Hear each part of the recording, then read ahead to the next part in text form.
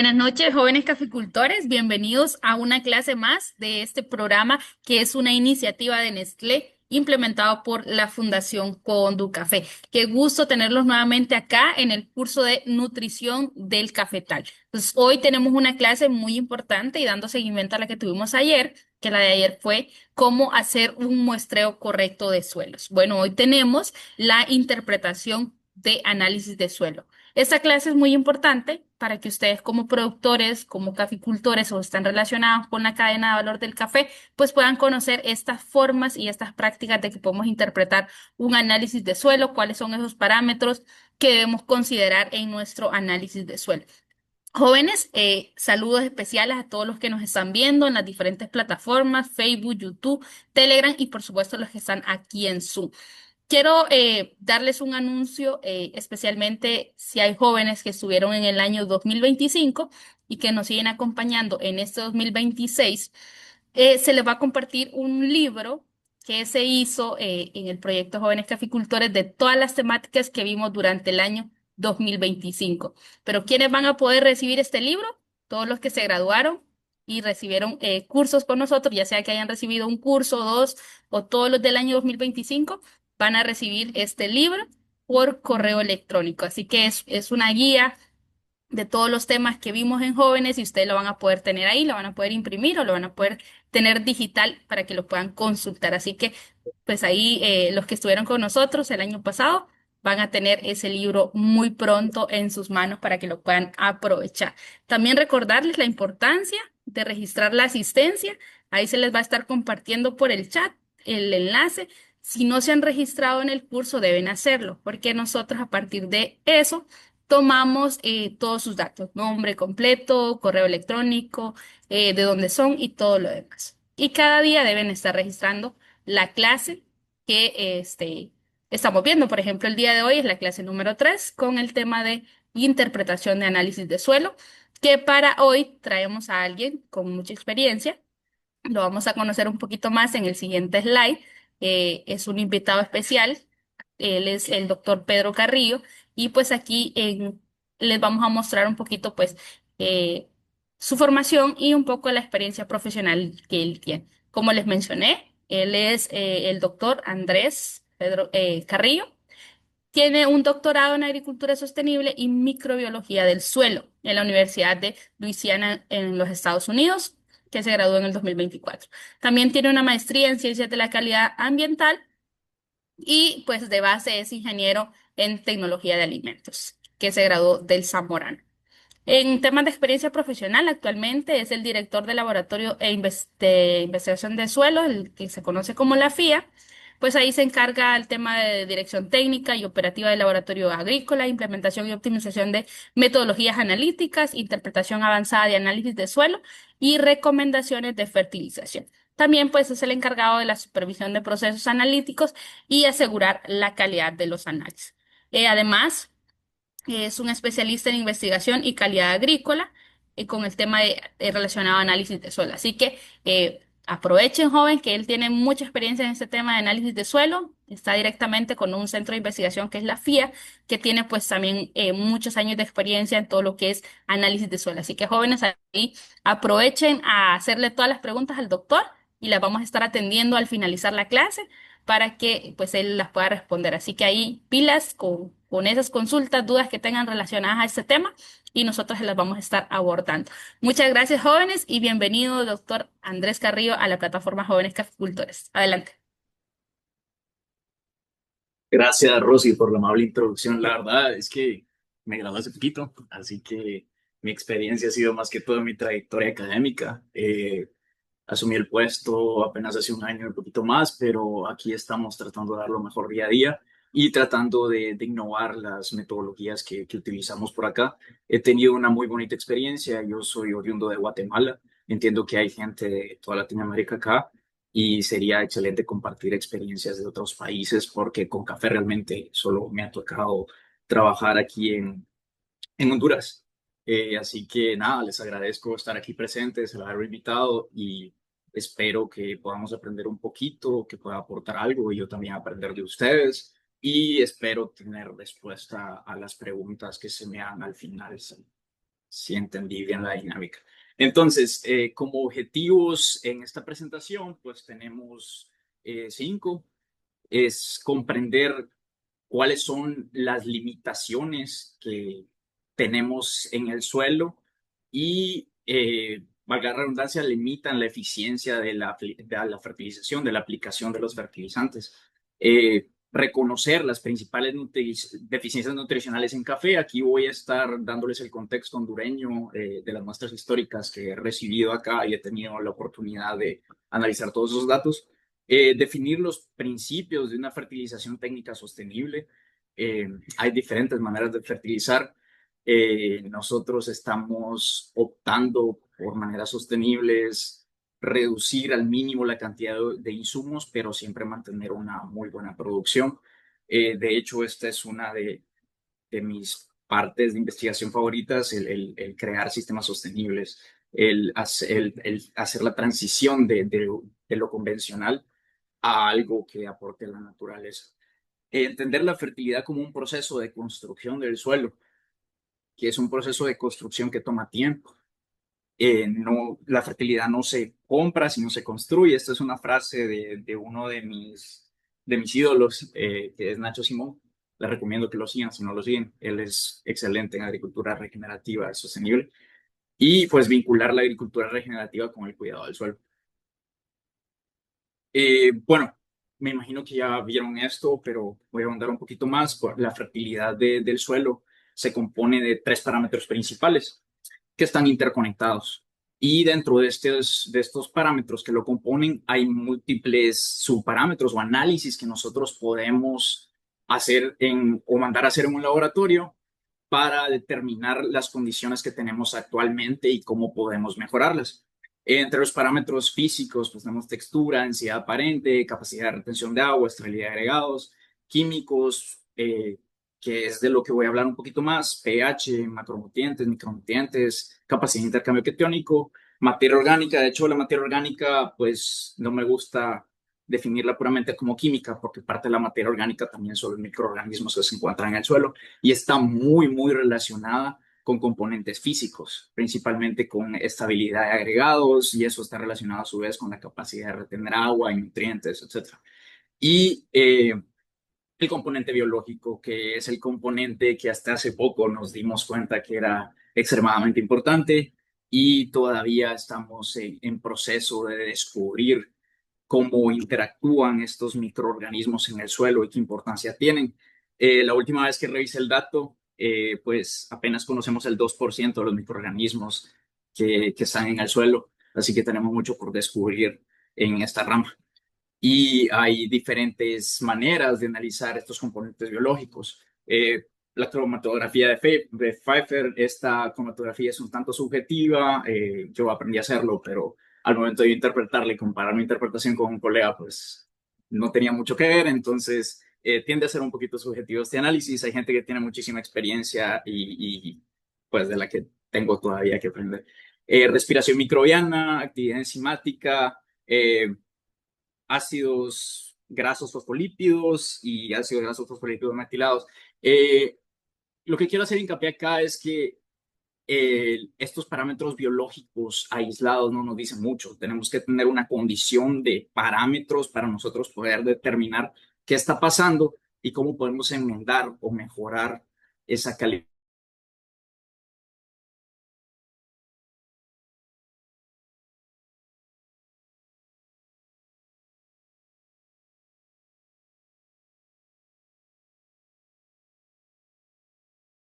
Creo que solo una universidad, pero pues por ahora nos tenemos que limitar un tanto a lo físico y lo químico. Quería empezar con presentarles un espectro de la agricultura, desde la agricultura convencional hasta el salto a lo regenerativo, que es lo que pretendemos hacer acá, y ver algunas de las características de estos diferentes subdivisiones de la agricultura como tal, y ver el factor en el que realmente nos estamos enfocando en construir, y la construcción del mismo implica mucho esfuerzo, tiempo y que lo estemos monitoreando constantemente. Ese factor es la materia orgánica. Eh, nuestro enfoque anteriormente solía ser únicamente la fertilidad del suelo. Nos enfocamos en obtener cultivos con la mayor cantidad de producción posible, sin importarnos qué podía pasar a largo plazo. Cuando empezamos a sufrir las consecuencias de todas esas prácticas convencionales, esas consecuencias negativas, pues empezamos a hablar un poquito más de lo que es sostenibilidad. Ya no nos enfocamos tanto en cuestión de fertilidad inmediata, sino que sostenible a largo plazo, el cuidado del suelo, hasta el enfoque de restaurar procesos ecológicos. Por eso se llama regenerativa, porque estamos regenerando esos procesos, restaurándolos. Y el principio de esto es el cuidado del suelo. Y dentro de ese cuidado del suelo, pues lo que deberíamos de hacer es mantener el suelo cubierto todo el año. Las raíces vivas producen exudados que alimentan a los organismos que viven debajo del suelo. Eso ayuda a que la biodiversidad crezca y sea funcional. Y al tener una biodiversidad más amplia arriba del suelo, lo mismo se refleja abajo del suelo por los exudados que son continuamente alimentados al mismo y mínima perturbación. Eh, arado, perdón.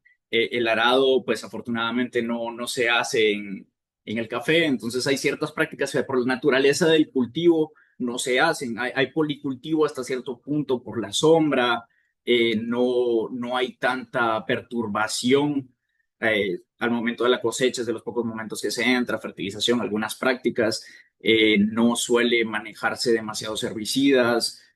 Afortunadamente, pues el café es un sistema que no es tan difícil de manejar con estas prácticas como lo son cultivos de ciclo corto o en hileras, pues son un poco más complejos. Entonces, el impacto en el suelo es evidente y hasta palpable. Podemos observar que la mayoría de nuestros suelos están siendo degradados y les voy a presentar datos históricos que reflejan esa degradación. Bueno, dentro de los impactos negativos, pues resumiéndolo, hay pérdida de carbono del suelo, consecuentemente de materia orgánica que está compuesta en su mayoría de carbono, menor riqueza de especies, eutrofización de las aguas, mayores emisiones de gases de efecto invernadero, que es uno de los temas que más nos preocupan actualmente, y el riesgo para la salud de la gente que lo aplica y consume el producto a través de la aplicación de múltiples biocidas. Este es un suelo básicamente como un ladrillo con poco espacio poroso, alta densidad y este es un suelo con mayor cantidad de materia orgánica. Es un suelo que actúa como agua, no solo o como esponja, perdón, no solo para el agua, sino que también para los nutrientes. ¿Cómo pasamos de un suelo como un ladrillo a un suelo como esponja? Pues hay varias herramientas que tenemos que aprender a utilizar en forma y tiempo. Y algunas de estas pues los pueden observar en la imagen y dentro de esas herramientas pues está una fertilización oportuna y con las cantidades estrictamente necesarias según la demanda del cultivo.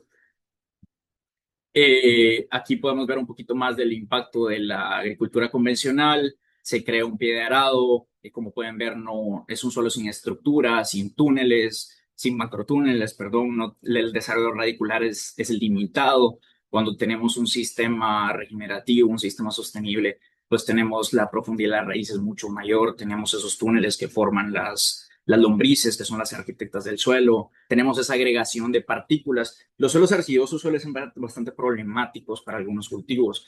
Al agregarlos, actúan como una partícula más grande, entonces eso nos permite una mejor infiltración del agua, una mayor capacidad de intercambio catiónico. Hay muchos factores que podemos mejorar a través de enfocarnos en la biología, que son factores que a su vez mejoran los parámetros físicos y los parámetros químicos. Entonces, todo esto está ampliamente interconectado y cada vez vamos descubriendo qué tanto es esa conexión, ¿verdad?, entre estos diferentes parámetros.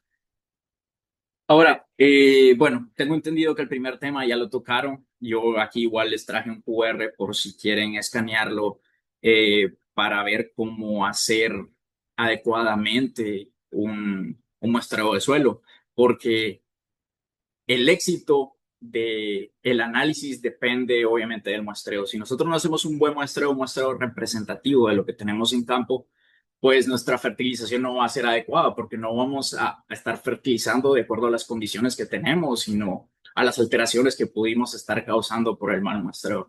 Luego, pues después de obtener una muestra de una manera correcta, esto se envía al laboratorio donde se hacen los análisis respectivos y obtenemos un resultado.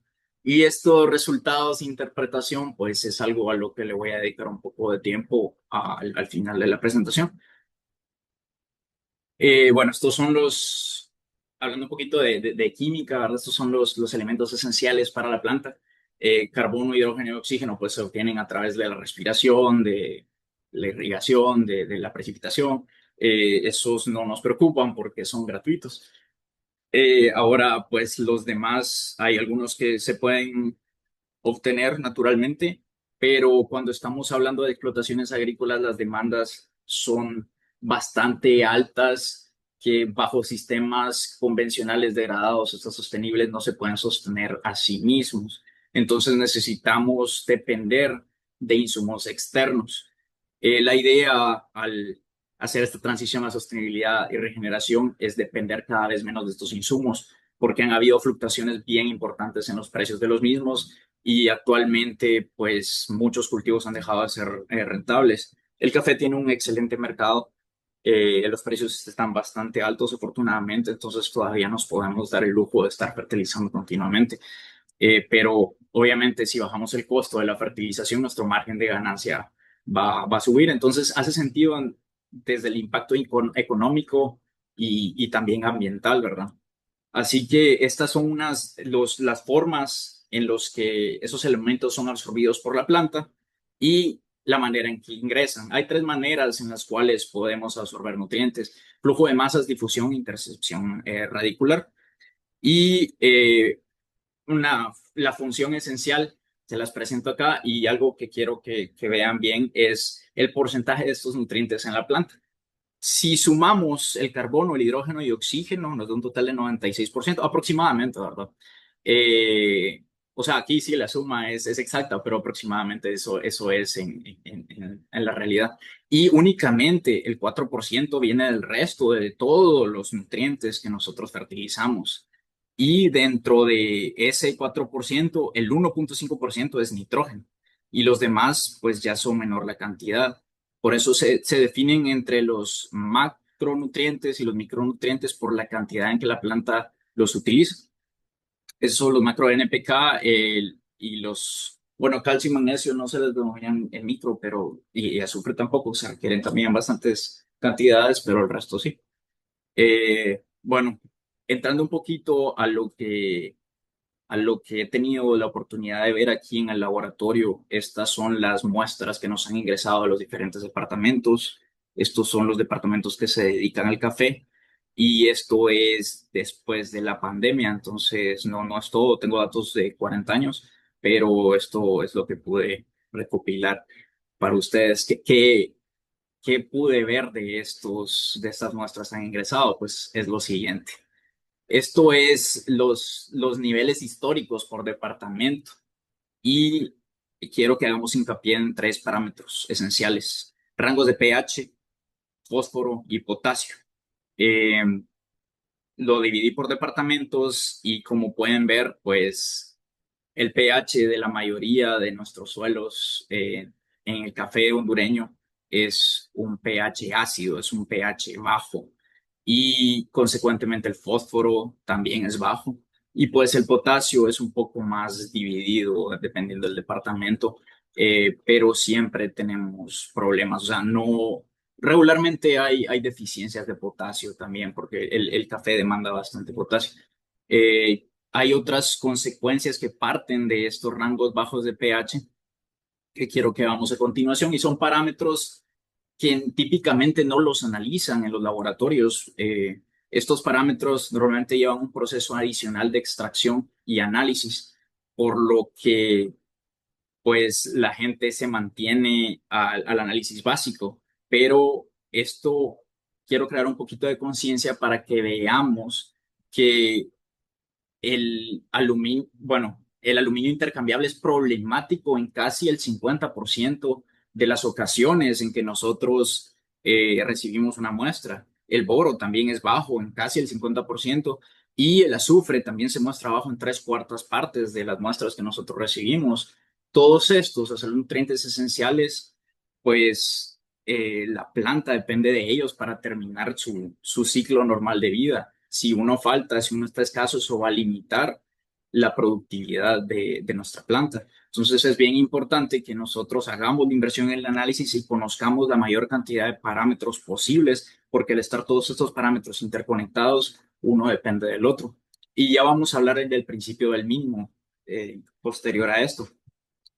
También, si ven la gráfica de abajo, pues esto es de las muestras que recibimos, el número de limitantes por muestra. Solo el 0,1% de muestras tienen todos sus parámetros correctos para obtener una producción óptima. De ahí, solo el 1,5% hay que hacer la enmienda de un parámetro, pero el resto son de 2 hasta 6 parámetros o deficiencias que encontramos en una sola muestra de suelo. Entonces, es sumamente importante hacer estos análisis y enfatizar siempre demandar que se nos haga el boro y azufre adicional y el aluminio intercambiable también. Me imagino ya han visto esa gráfica anteriormente. Esta es de disponibilidad de nutrientes según el pH. El pH cuando se vuelve muy alcalino. El pH es el potencial de hidrógeno, son esos iones de hidrógeno que están en el suelo y al subir mucho, al ser alcalino, se vuelven menos disponibles. Al bajar, de igual forma, también se vuelven mucho de ellos menos disponibles. El grosor de la barra representa la disponibilidad del nutriente y en el eje X pues tenemos el pH desde 4 a 10. Así que el pH es uno de esos factores limitantes de lo que es dependiente la fertilidad de nuestro suelo. Y como vimos, es limitante en la mayoría de muestras que recibimos, por lo menos aquí en Honduras, en el laboratorio. Este es el principio del mínimo que les comentaba. Es lo que les decía, que podemos tener una suficiencia de elementos en la mayoría de nutrientes. Pueden estar a niveles normales, óptimos, altos, pero si uno de ellos, en este caso, supongamos es el pH, no está en buenas condiciones, pues nuestro rendimiento va a tener un agujero y va a llegar solo a cierto nivel hasta que enmendemos este parámetro. Si es uno de esos parámetros que típicamente no se analizan como azufre y boro, pues también, a pesar de que se hace una recomendación de fertilización, yo no recomiendo fertilizar los parámetros no analizados, principalmente en boro, porque hay un rango bien estrecho entre deficiencia y toxicidad. Si yo recomiendo y hay insuficiencia o el parámetro ya está alto y aún así recomiendo sobre eso sin saber, yo puedo incurrir en una toxicidad. Entonces, yo no, yo me limito a hacer eso, pero siempre lo pongo como observación, ¿verdad? Para que sea analizado en un futuro. Y hay otro principio del cual me gustaría hablar, que es el principio de la sincronía. ¿Qué me dice este principio de la sincronía? Este principio de la sincronía es, se basa en cuando la planta necesita los nutrientes en sus distintas etapas de desarrollo vegetativo hasta producción de flor, llenado de fruto, etcétera. En este caso, esto no es un café, obviamente, es un maíz, pero es para que vieran nada más el principio de la sincronía. Eso quiere decir que no necesita nitrógeno, no necesita nitrógeno o necesita a menor cantidad. Ahí hay que, cuando necesita, hay que fertilizarlo.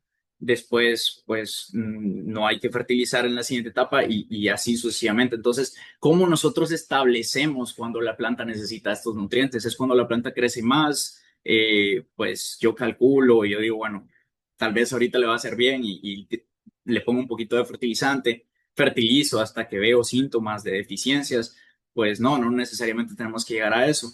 Y hay maneras de obtener estos datos y hay maneras de hacer estudios para determinar cuándo son los periodos óptimos de aplicación de estos nutrientes.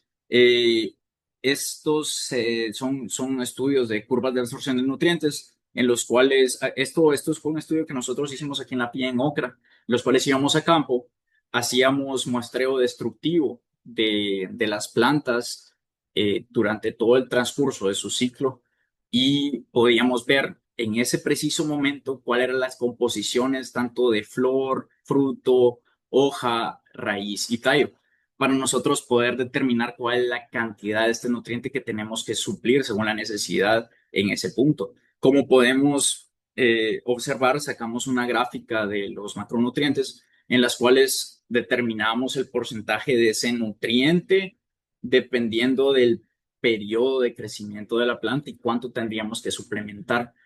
Esto es la base para nosotros poder proponer un programa de fertilización. Obviamente esto se hace en condiciones con suficiencia en el suelo, en las cuales la planta tenga suficientes nutrientes para poder absorber, porque si tenemos deficiencias, este estudio ya no se vuelve representativo, ¿verdad? Y de esta manera, pues se logra determinar cómo esos nutrientes están siendo demandados por la planta, en qué etapas y la totalidad de los mismos. Ahora, ahorita me quería enfocar en un parámetro que suele estar muy relacionado con la fertilidad química. Esto es un parámetro físico, pero como ya les mencioné, están todos esos parámetros conectados. Este parámetro es la textura y tal vez ya lo vieron en las clases anteriores, pero lo voy a traer nuevamente a colación, lo voy a recalcar. Eh, pues las partículas son tres, se dividen en tres dependiendo del tamaño de las mismas. Desde arcilla, limo y arena. Y la distribución de las mismas determina la clase textural a la cual pertenece nuestro suelo. Esta clase textural nos ayuda a determinar el manejo que se le va a dar, eh, la capacidad de absorción de agua que tiene, podemos planificar el riego según esto, la frecuencia del riego, las cantidades que se van a aplicar, etcétera. Y también hay otro parámetro que depende de la cantidad de arcilla, que estas arcillas tienen cargas negativas que están presentes en mi suelo. Si se dan cuenta en la tabla, pues entre más arcilla tiene mi suelo, mayor capacidad de intercambio catiónico tiene. Entonces, esta textura define o determina la capacidad de intercambio catiónico del mismo. Pero si yo tengo un suelo con mucho limo o si yo tengo un suelo con demasiada arena, ¿será que no puedo producir en el mismo? No.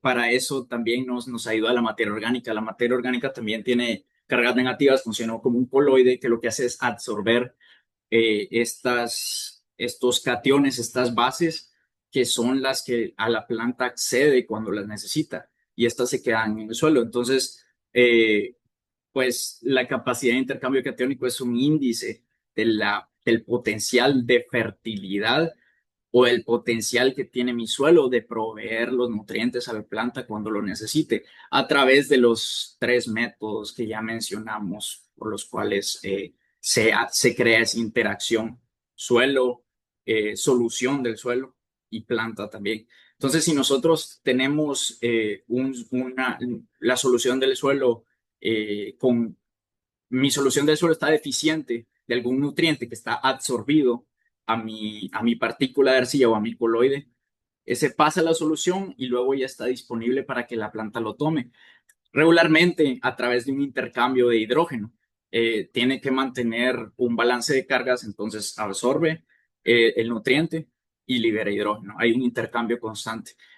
A veces se da son procesos que se dan de forma pasiva, de forma activa, procesos que requieren energía, que no, o sea, hay distintas maneras en lo cual se hace, ese no es el enfoque que quiero darle, pero les presento también esta imagen de a la izquierda para que se den cuenta de la composición típica que tiene un suelo. Y quiero que pongan principal la atención a que un suelo tiene aluminio y el aluminio es problemático cuando nuestro pH baja, como ya vimos en los datos históricos que les estoy presentando. Y este aluminio se libera y se absorbe también por estas cargas negativas que están en los coloides del suelo. Y lo que pasa es que se vuelve un aluminio intercambiable y ese aluminio es tóxico para la planta a diferentes concentraciones. Hay plantas que lo resisten más que otras, pero ya hay un factor que tenemos que ponerle especial atención y atenderlo y y aplicar enmiendas para que mi sistema pues no tenga ese aluminio intercambiable disponible que tanto daño le va a hacer a mi raíz, no va a permitir que haya un desarrollo radicular principalmente en las puntas porque interfiere en la división celular, entonces mis raíces se van a quedar cortas, se van a quedar chatas, se van a quedar deformes y esto lo pueden ver acá. Acá podemos ver la saturación de las bases. Las bases, pues, son aquellos cationes de los cuales ya hablamos, potasio, calcio, magnesio, sodio incluso. Y la saturación de las bases baja a la proporción que que la saturación de tanto de aluminio como de hidrógeno sube. ¿Por qué? Porque toman posesión de estas cargas negativas, porque también son positivas, y bajan la fertilidad o la capacidad de retener esos nutrientes en mis coloides. Entonces tenemos que percatarnos siempre de nuestro pH y hasta qué punto eso está afectando la fertilidad y está siendo tóxico para nuestro suelo. Hay diferentes maneras de aplicar enmiendas. Las enmiendas, pues, son cal agrícola, cal dolomita, y bueno, yeso agrícola no es una enmienda, pero puede ayudar a secuestrar los aluminios y precipitarlos. Entonces, no, bueno, no modifica el pH en sí, pero puede ser útil para suelos sódicos, salinos, para mejorar también la estructura del mismo y para secuestrar esos aluminios que mencionábamos. Entonces, lo que típicamente se recomienda es aplicación de cal agrícola y cal dolomita como mínimo unos 40 días antes de la fertilización para que esto surja efecto debido a que son poco solubles, tardan en penetrar al suelo y pues por eso a veces se combinan con yeso agrícola porque el yeso agrícola es mucho más soluble, penetra mucho mayor profundidad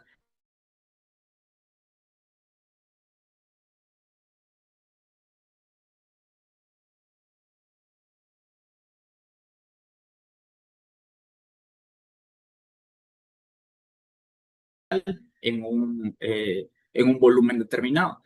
Entonces, si se dan cuenta, en los primeros 20 centímetros, pues perfecto, funciona la cal, sí toma cierto tiempo, pero ya cuando vamos a profundizando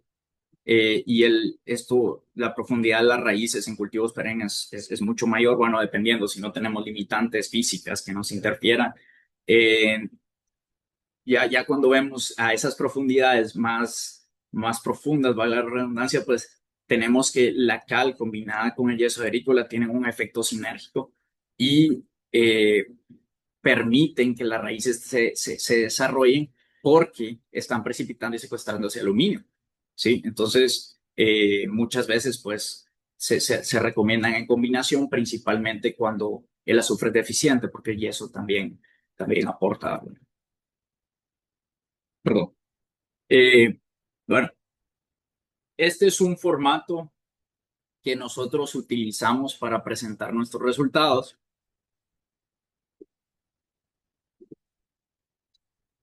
Diferentes laboratorios presentan formatos distintos. Hay laboratorios que tienen más subdivisiones de esa interpretación, muy bajo, bajo, normal, alto, óptimo, etcétera. Hay diferentes subdivisiones. Nosotros lo dejamos simple. Usamos un método semáforo para reflejar si está alto, normal y bajo. Es importante mencionar de que estos rangos dependen también del método de extracción que se utilizó. En el caso del laboratorio, nosotros utilizamos extracción con acetato de amonio y también se usa Melich. Melich es el más usado actualmente. Eh, Estas extracciones pues pueden tener sus limitantes. Hay suficiente información de las extracciones más utilizadas, que son estas dos, y como para determinar en qué punto se consideran bajos, normales y altos. Y esto es una interpretación para el nivel en sí del suelo, no el nivel de requerimiento del cultivo de café como tal. ¿Qué puedo ver que me refleja este resultado? Tengo un pH de 4,53. Este pH ya entra dentro de la zona problemática. Puedo ver que mi materia orgánica es bastante alta. Nitrógeno total que se calcula a partir de la materia orgánica, pues está a nivel medio. Veo que el fósforo también es deficiente y este es un resultado típico de los que yo veo diariamente en el café. Tenemos niveles medios de potasio y calcio. El magnesio es deficiente, el hierro lo vemos deficiente, el manganeso no tanto porque no es afectado por la disponibilidad por el pH y de hecho lo hace más disponible. El cobre, el zinc, que también son afectados por el pH, como pudimos ver en la gráfica de unas slides atrás. Y tenemos un aluminio intercambiable problemático, eh, pero no solo un aluminio ya empieza a ser problemático a partir de punto 5 o 1, dependiendo del cultivo. Pero no solo esto me da el laboratorio también me da otro tipo de información, otro tipo de resultados que puedo obtenerlo a través de ciertos cálculos para determinar cuáles son mis relaciones entre estos cationes. ¿Y de qué me sirve estas relaciones entre cationes? Los cationes pueden tener efectos antagónicos el uno con el otro, como ya mencioné anteriormente. Entonces, si yo tengo el calcio demasiado alto, eso va a ser menos disponible mi magnesio y hasta cierto punto el potasio, con que el potasio tiene más antagonismo con el magnesio. Entonces, estas relaciones tienen que estar en niveles dentro de los rangos que presente el laboratorio. Si yo tengo bueno, acá en este caso, tengo un nivel ideal de calcio-magnesio. A veces tengo el calcio muy elevado y el magnesio entonces está a menor proporción y tenemos un nivel de deficiencia para el magnesio. En este caso, pues mis balances están bien, pero ¿qué pasa si me voy a interpretar el resultado? El resultado me dice que el magnesio está deficiente. Como yo tengo aluminio intercambiable, también pienso, bueno, aquí que tengo una limitante, ¿cómo puedo resolver esa limitante? La puedo resolver a través del encalado. ¿A través del encalado de qué? Bueno, tengo deficiencia de magnesio, mi relación calcio-magnesio pues está bastante aceptable. Yo podría incrementar el magnesio, que esa relación siempre se mantendría en un buen rango. Por lo tanto, yo decido aplicar caldolomita, por ejemplo.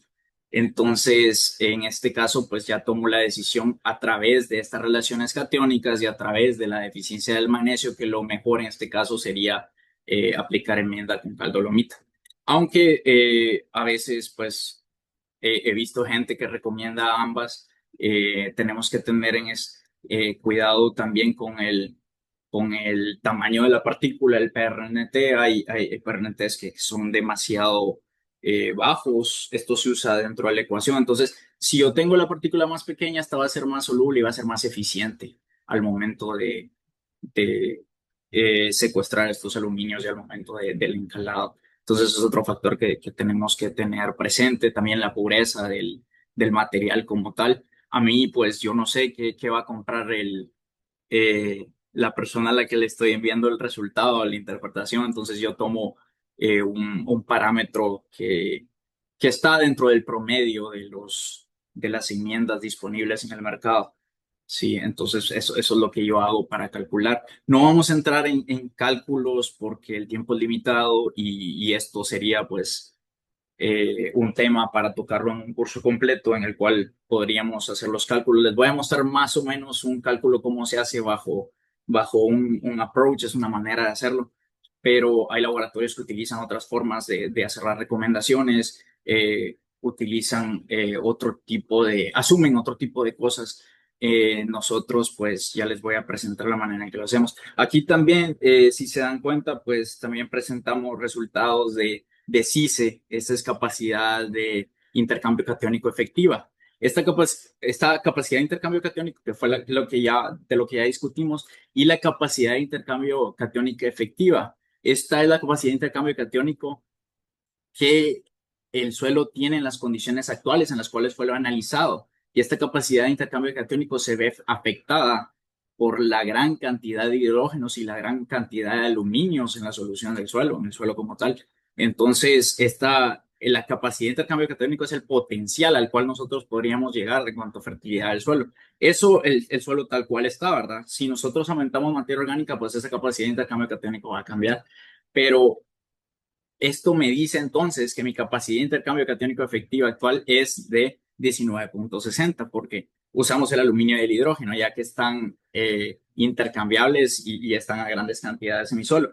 Y el porcentaje de saturación de aluminio es el que yo realmente utilizo para encalar. Si vemos, el porcentaje de saturación de aluminio es de casi 70%. ¿Qué quiere decir este 70%? De que de mi capacidad de intercambio catiónico actual, el 70% está siendo cubierta por el aluminio. El aluminio no solo es tóxico a grandes cantidades, sino que también me impide que otros cationes se absorban a esas partículas, a esos coloides y luego vayan a estar disponibles para mi cultivo. Entonces, mi capacidad de intercambio catiónico, a pesar de que yo tengo buena materia orgánica, a pesar de que puedo tener energías elevadas, se ve sumamente limitada. ¿Qué tengo que hacer? Pues evidentemente aquí tengo que encalar. Ya.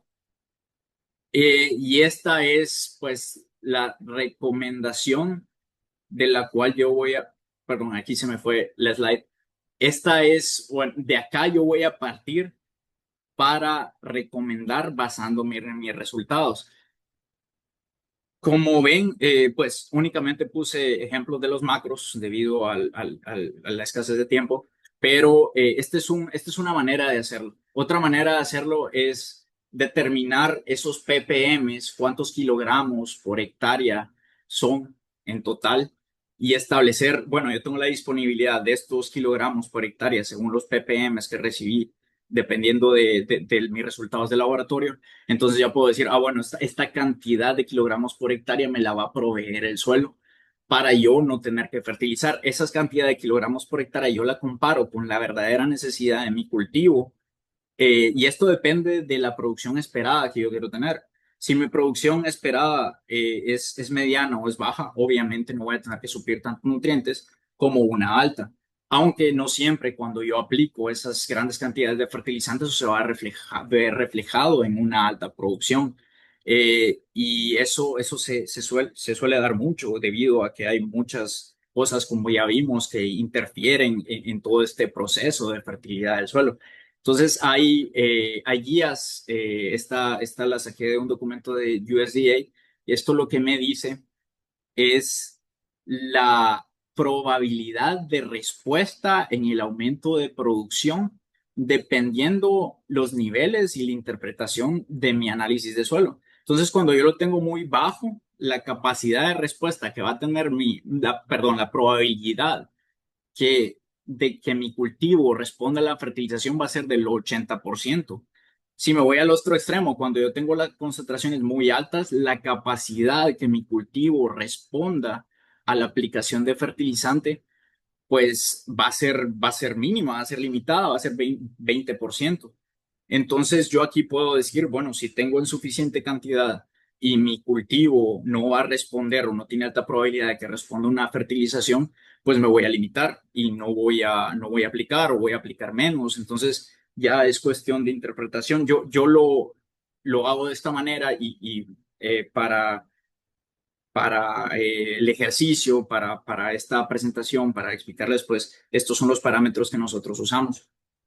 Entonces, cuando nosotros encontramos nuestros niveles de fósforo bajos, por ejemplo, me voy a ir al fósforo, nosotros aplicamos 50 kilogramos por hectárea. Cuando nosotros encontramos, por ejemplo, niveles altos, nosotros decidimos aplicar 20, a veces están muy altos y decidimos no aplicar, ¿verdad? Entonces, estos son los parámetros que nosotros utilizamos. Esto se basa en investigaciones locales. Eh, hay varias referencias que usamos para usar esto y lo hemos ido conforme obtenemos feedback de nuestros clientes, y a través de colaboraciones, pues lo hemos ido ajustando a lo que mejor ha ido respondiendo a las condiciones locales. Esto no es que lo puedo extrapolar a Etiopía pues va a ser una guía, va a ser una referencia, pero dentro de esa recomendación pues ya está estipulado también cuánto va a usar mi café para sintetizar el fruto, cuánto se va a estar extrayendo del sistema y cuánto también se va a estar utilizando para formar para formar componentes vegetativos como hojas, las hojas se caen, hay podas de ramas, necesitan pues nuevamente sintetizarlas, nuevamente formarlas la planta. Para eso, obviamente, todos estos componentes de la planta están formados de nutrientes en diferentes cantidades, como lo pudieron observar en mi gráfica de curvas de absorción de nutrientes. Entonces yo necesito reponerlos. Y también hay parte de ese fertilizante que va destinado a reponer eso, ¿sí? Entonces tenemos que tener presente que no solo es lo que extrae la planta, lo que nosotros tenemos que reponer, que no solo nos tenemos que limitar a que, bueno, la planta necesita, qué sé yo, 50 kilogramos por hectárea de nitrógeno, entonces es lo único que yo voy a aplicar. Entonces, ¿qué pasa con todos los procesos internos demandantes de nutrientes dentro de la planta? Eso también tenemos que reponerlo de alguna manera.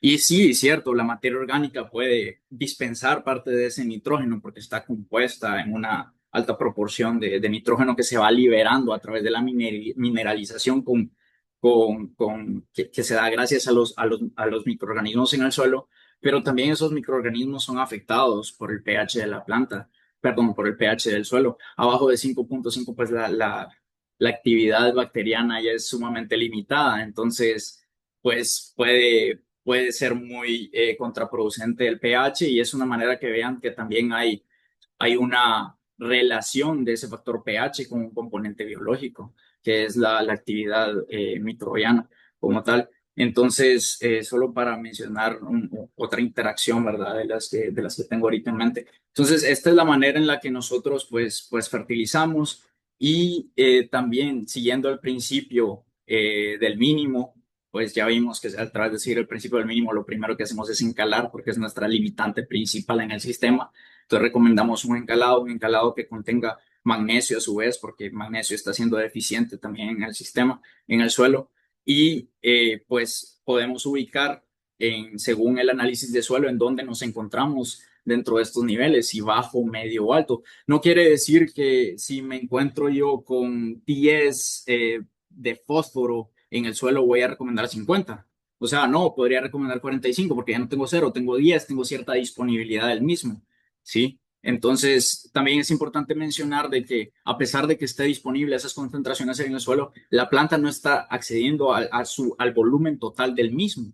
Entonces, hacer el cálculo de que esa es la cantidad disponible en el suelo para mi planta es sobreestimar lo que en realidad la planta va a estar accediendo, porque yo hago el cálculo basándome en un área total, ¿verdad? Entonces, por eso es que pues yo acá en el laboratorio utilizamos esta manera de hacer las recomendaciones, aunque hay maneras distintas pues, de recomendar y eso ya depende del laboratorio que ustedes lo manden, también depende del método de extracción, los niveles que ustedes van a encontrar.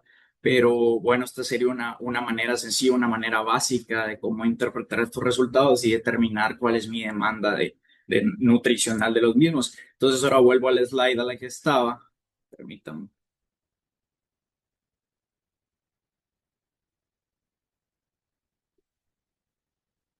Yo regularmente lo presento por planta para no complicársela al productor, al cliente. Entonces, hay gente que prefiere fraccionar.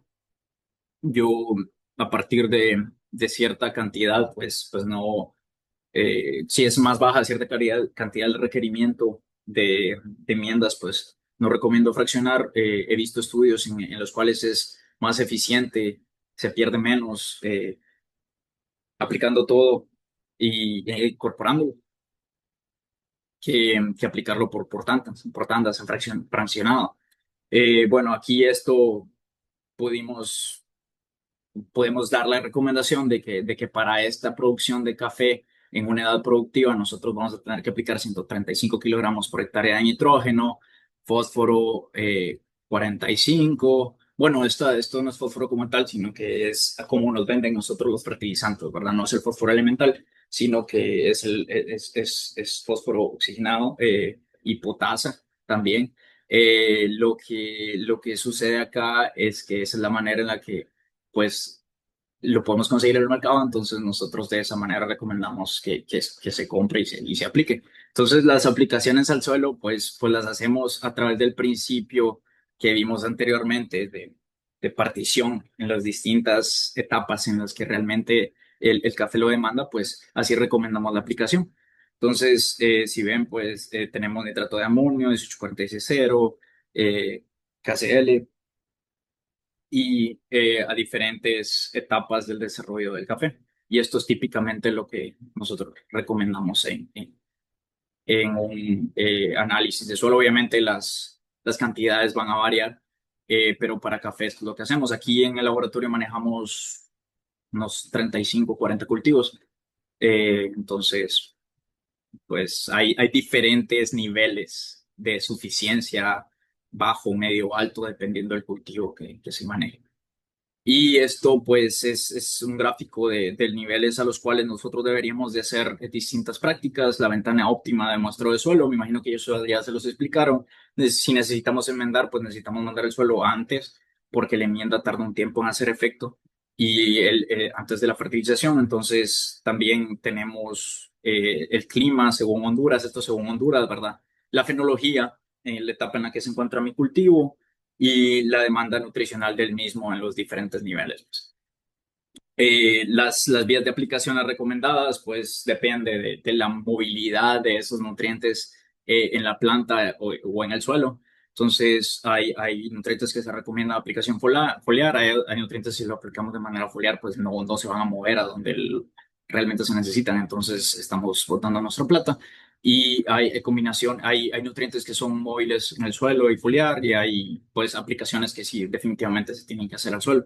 Entonces, esto es típicamente un esquema general para las zonas aquí según un régimen de lluvias y ajustado a lo que me ha tocado ver, ¿verdad?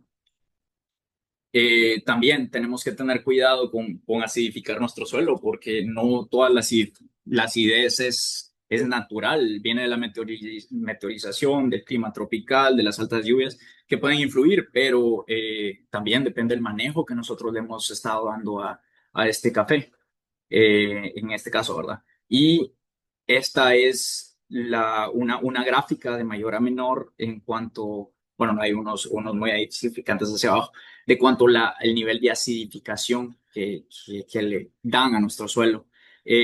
Las unidades son pues el equivalente de carbonato de calcio que nosotros tenemos que aplicar por cada 100 libras de fertilizante. Entonces, si yo estoy fertilizando con sulfato de amonio, debería, si no quiero afectar mi pH ni acidificar más, a la vez que estoy aplicando esos 100 libras de sulfato de amonio, debería aplicar 110 libras de carbonato de calcio para no acidificar teóricamente, ¿verdad?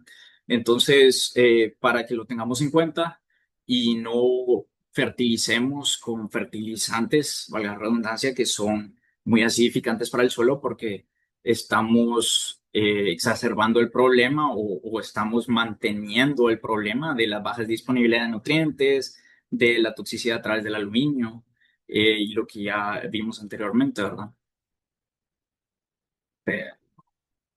Bueno, aquí solo quería, ya no me queda mucho tiempo, aquí solo quería mencionar rápido algunas simbiosis que hace el cultivo bueno, en este caso no con el café, pero pueden ser con algunos cultivos de sombra, como la guama, creo que carbón, algunas leguminosas, que lo que hacen es que crean esta simbiosis que lo que permite es sintetizar nitrógeno atmosférico y cuando hay podas de las mismas, pues este nitrógeno que está sintetizado cae y esa materia orgánica pues ya se empieza a descomponer y ese nitrógeno se vuelve disponible para nuestra planta, para nuestro cash crop, que es el café como tal, ¿verdad? Entonces es manera de reducir la fertilización y están en rosado porque están activas, están sintetizándolo, ¿verdad?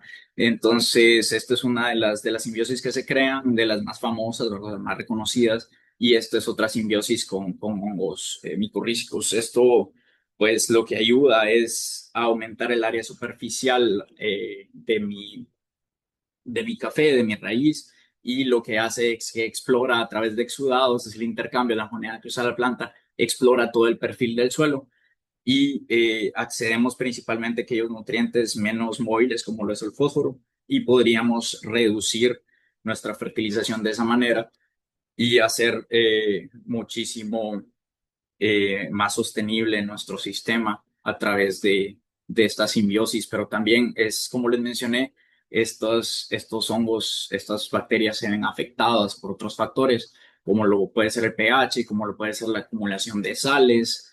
Entonces tenemos que estar siempre al tanto de estos factores, porque por mucho que estoy inoculando, si no les estoy dando las condiciones adecuadas, pues el microorganismo no va a sobrevivir. Son entes vivos que necesitan condiciones adecuadas para poder no solo estar presentes, sino que activos.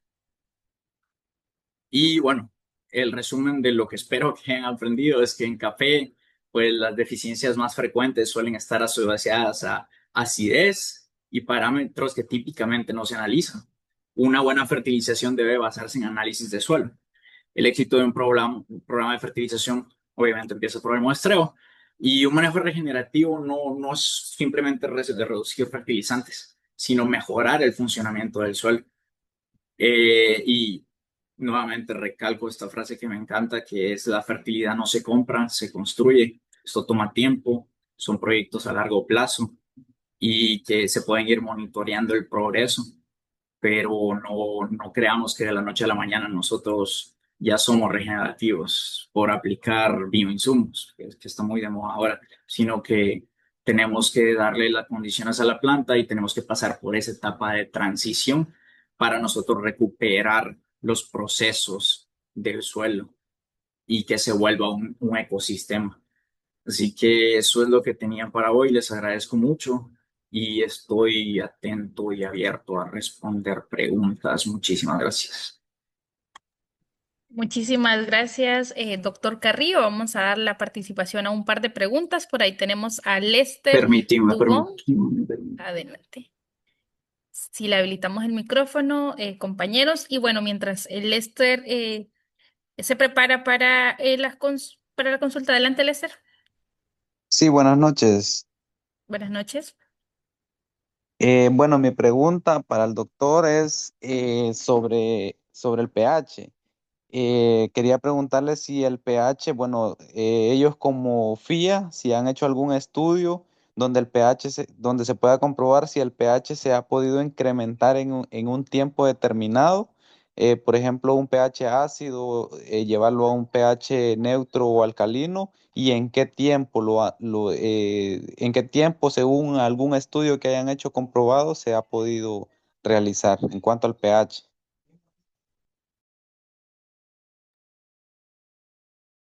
Eh, bueno, mira, te voy a ser honesto. Realmente como FIA, como mencioné al principio de la presentación, yo llevo un año y no he hecho un estudio en pH como tal. Pero bueno, todas mis recomendaciones son teóricas, son respaldadas, y no te sabría decir cuánto tiempo logra, pero sí se toma aproximadamente 6 meses, un año, dependiendo qué tan soluble sea tu material, porque depende del PRNT, depende del tamaño de partícula, depende qué tan bien penetra, depende si lo incorporaste, depende si llovió, si eso logra infiltrarse, si es que si lo dejaste encima y ya tenés mucho viento, pues eso se va a lavar. Entonces, hay muchas cosas de las cuales dependen, pero así como tal un estudio que nosotros hayamos hecho, te mentiría si te digo que sí, pero abro el micrófono para cualquier persona presente de que haya podido experimentar algo con respecto a esto que preguntas, si es que hay alguien por acá. Muy bien. Bueno, si hay alguien por ahí, levante la mano y ahí vamos a estar atendiendo. Por acá tenemos una consulta en el chat de Jaime Garay. Dice, la enmienda, ¿cuántos días antes de la fertilización se debe aplicar? Como mínimo 40 días para que haga efecto. Eso es lo que teóricamente se recomienda, pero hay muchos factores que pueden afectarlo, como anteriormente les mencioné. Y sí, traten de comprar la partícula más pequeña que encuentran en el mercado. Eso sí es algo que depende de ustedes. Entonces yo puedo mandarle recomendación y les digo, apliquen tanto de cal, carbonato de calcio, pero compran cal para construcción, por ejemplo. Entonces son unos grandes tucos así que nunca van a entrar. Entonces, sí, mínimo te diría 40 días. Entonces, tómate tu tiempo para mandar el análisis con anticipación, porque el laboratorio tarda tiempo en analizar. Nosotros a veces nos vienen muestras y nos dicen, hey, necesito el análisis. Y ¿cuánto tardan? Les digo 10 días hábiles. No, lo querían para mañana. Entonces, pues sí toma tus precauciones para hacerlo el muestreo un par de meses antes para que tenga el efecto, el tiempo para que se encalado de efecto. 40 días mínimo es lo que teóricamente he visto en la mayoría de publicaciones. Muy bien, vamos a darle la participación a Alba. Por ahí, Hola a Alba, todos, adelante. buenas Buenas noches. ¿Me, noches. me oyen bien? Ok. Sí, Los saludo desde la ciudad de Neiva, en el departamento del Huila, en Colombia. Somos reconocidos como los primeros productores a nivel del país y grandes cafés de especialidad. También tenemos unos suelos con una problemática de exceso, seguramente de uso de agentes. Porque si la medida es 80 gramos, le estamos poniendo 140. No es como una regla en todas las fincas, pero sí en muchas ocurre, porque tenemos una creencia errónea de pensar que más es mejor y lo que estamos haciendo, como lo mencionaba Pedro, es perdiendo pues recursos, ¿no? Económicos como de producto.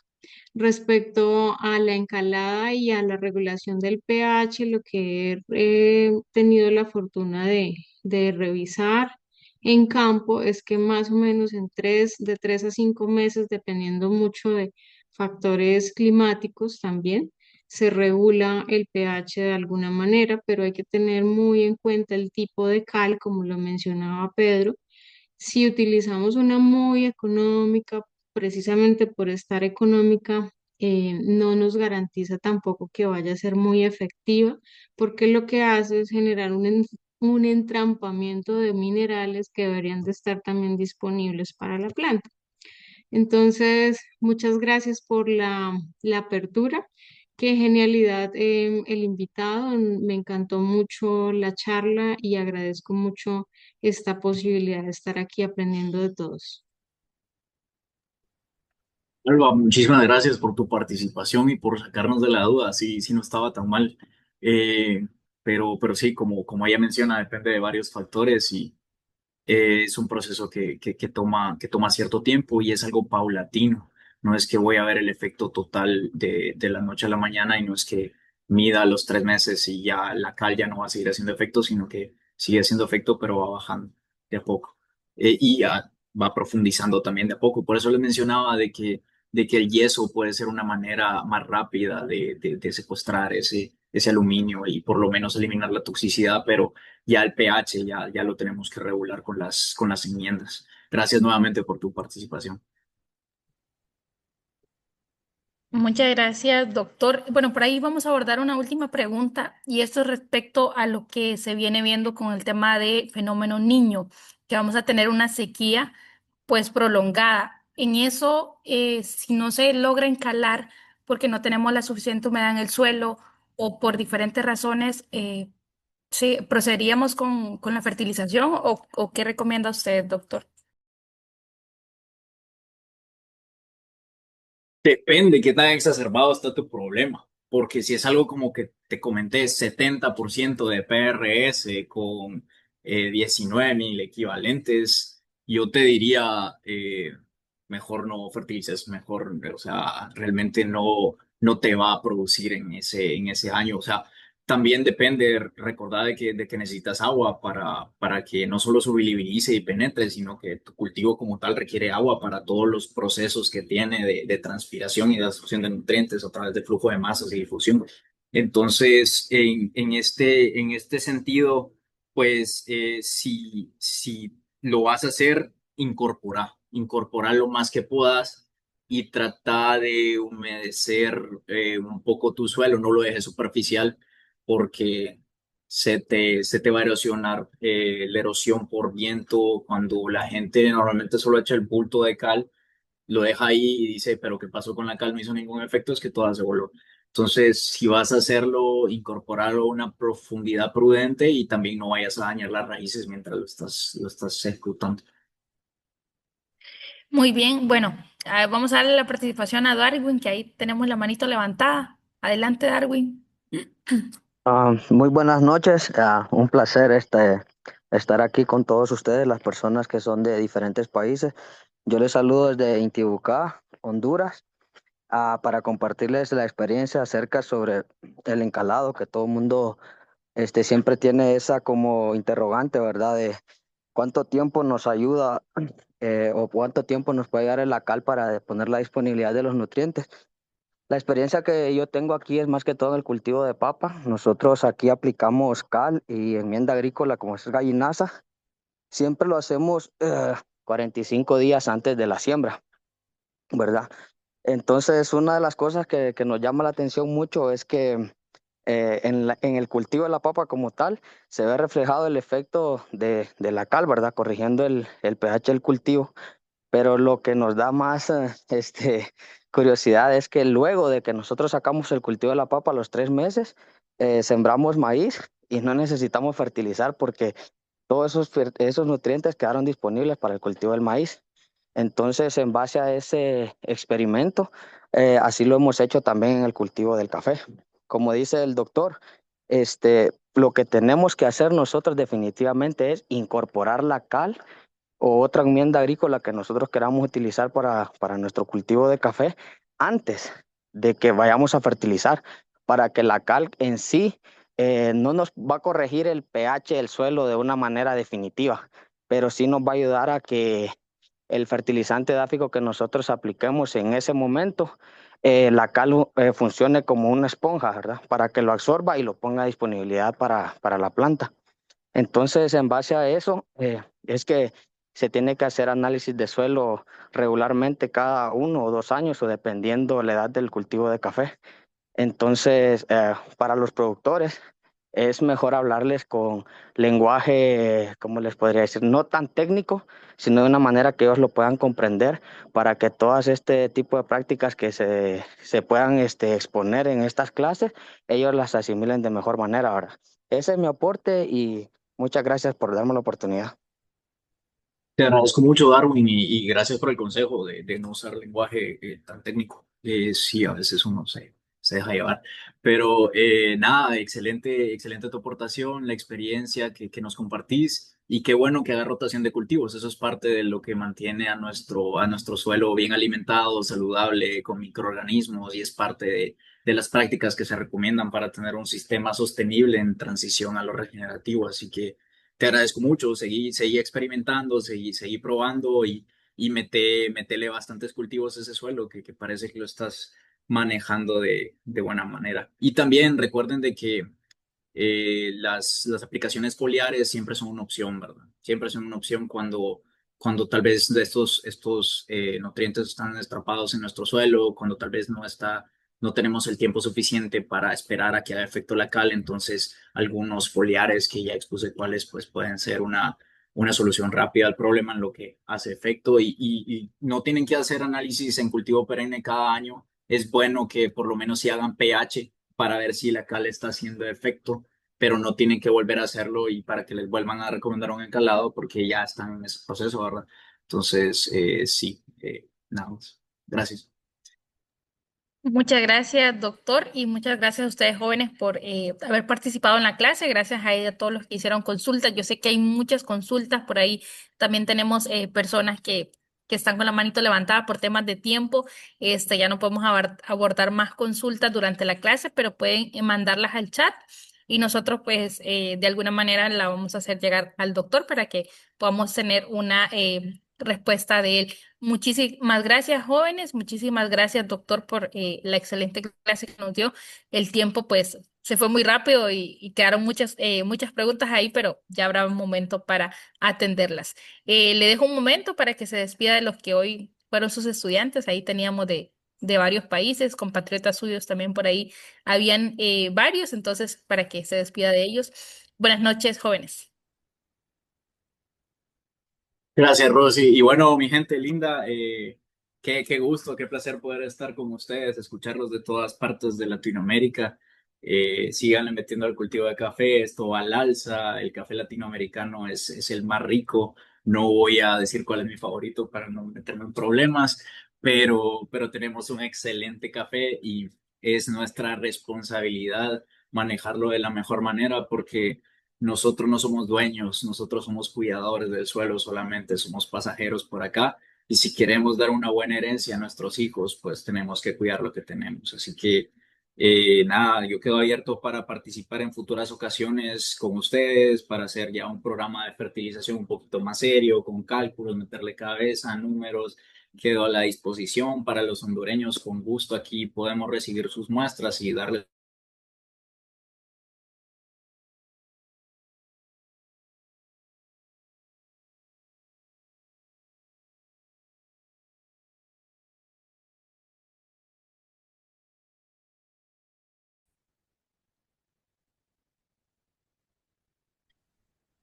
Bueno, jóvenes, fue un gusto. Gracias, doctor, nuevamente. Y pues ahí lo vamos a invitar para próximas sesiones para tenerlo nuevamente aquí en esta plataforma de jóvenes caficultores.